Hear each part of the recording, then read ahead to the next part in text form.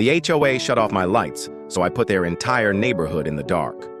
It began one evening when my house suddenly went black. No lights, no AC, not even a hum from the refrigerator.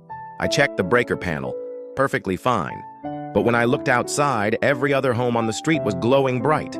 Mine was the only house in darkness. I followed the power line to the side of the road. That's where I found a padlock and a bright orange HOA tag. Service suspended due to non-compliance. Non-compliance? I'd paid every utility bill on time. Turns out the HOA claimed my porch lights were too bright and violated community harmony. So instead of a warning, they literally tampered with my service box.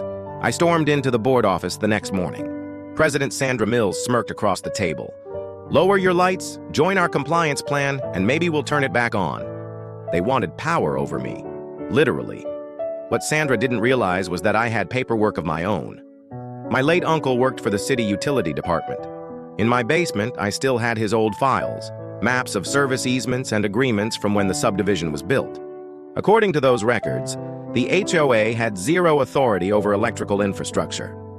In fact, the power lines that fed their entire community technically ran through my property under an easement agreement that had recently expired, meaning their electricity depended on my land.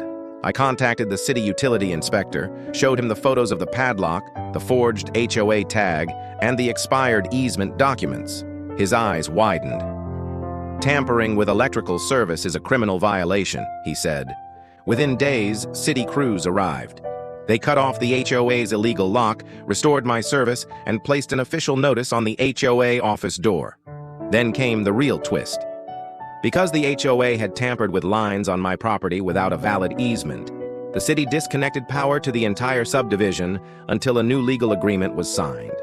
For 3 long nights, the neighborhood sat in total darkness. No lights, no Wi-Fi, no air conditioning in the middle of summer. Residents crowded into meetings, furious at the board. Children cried, food spoiled, tempers flared. Finally, the HOA begged me to sign a new easement agreement. I agreed, but only on my terms. Every violation against me was erased. The board issued a written apology, and they covered my utility bills for the next year. They tried to control my lights. Instead, I shut off their entire world. If you believe justice shines brightest in the dark, like this story and subscribe for more HOA revenge.